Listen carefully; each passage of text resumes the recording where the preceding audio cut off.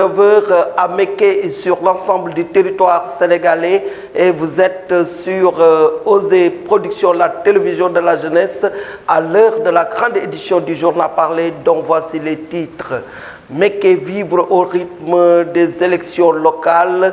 Le maire sortant, propre à sa succession, garde le bon espoir. Cependant, il y a un candidat à ne pas négliger. Le président Macky Sall est en dehors du pays. Le chef de l'État a pris part dimanche à Bruxelles à la réunion restreinte euro-africaine. La page sportive mettra fin à cette édition.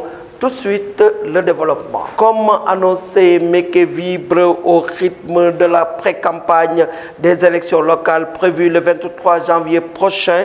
Le maire sortant, Dr Magatte Wade, candidat à sa propre succession, fort de son bilan emphatique, garde bon espoir, surtout avec les soutiens d'Adja Diakhou Ndiaye, dénommée la lionne du Kayor, Fatou Diop Djeli, Moussa Thiam et autres.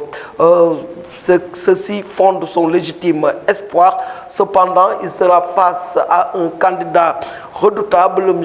Mamadou Mbengue Gueye, président du conseil d'administration du COSEC, soutenu par un homme multidimensionnel, non négligeable, El Diagne As, mais aussi Khady Thiam, la présidente des Balamaïs, Maridité et autres. Le PUR, avec son jeune candidat Ibrahima Thiam, ne doit être sous aucun prétexte négligé.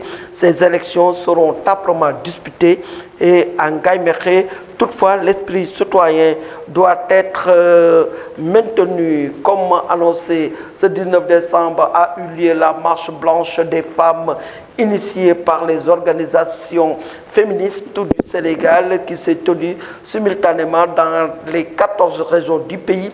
Cette mobilisation est en réaction aux nombreuses violences subies par les femmes à Dakar. La place de la Nation était le point focal de départ de cette manifestation en direction du siège de la RTS. La marche s'est faite dans le silence, comptait naturellement beaucoup de femmes et d'organisations de défense des droits des femmes dans ses rangs, mais aussi des hommes et des enfants venus en soutien au mouvement. On pouvait lire sur leur shirt les slogans Jam Jigen, Fep Moy Jam Nyep, le bien-être des femmes et le bien-être de tout le monde, et Mbolo Moy Dole. L'union fait la force. Together we can win. Ensemble, nous pouvons vaincre. Au point de rassemblement, les interventions fusées de part relever ce grand fléau qu'est la violence et qui gangrène la vie quotidienne des femmes. En effet, au Sénégal, les violences subies par les femmes ont atteint des proportions inquiétantes, allant des coups et blessures au meurtre. Seulement, les nombreuses lois ainsi que les mesures prises semblent insuffisantes pour assurer aux femmes un meilleur cadre de vie et une prise en charge efficace.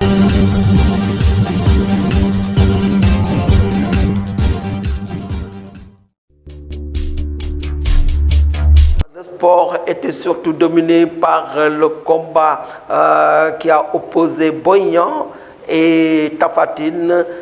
Tafatine a été ce dimanche soir à l'arène nationale.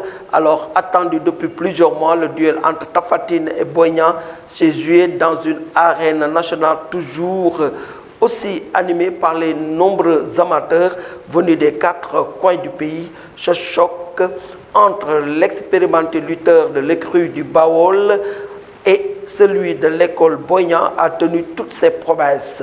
Mais au final, d'un duel acharné et mené tambour battant par Tafatine, c'est bien ce dernier qui a son vainqueur, même si aucun des deux lutteurs n'a touché le sol. En effet, après avoir écopé de 5 avertissements, Boignan a logiquement vu le combat tourner à sa faveur et a donc perdu le combat par pénalité. À Méké, Ce fut les phases départementales.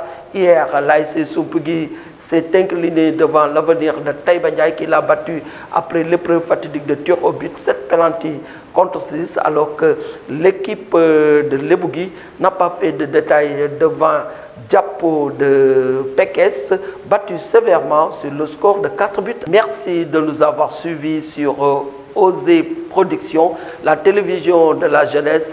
C'était Daouda Moutada Thiandoum et à bientôt.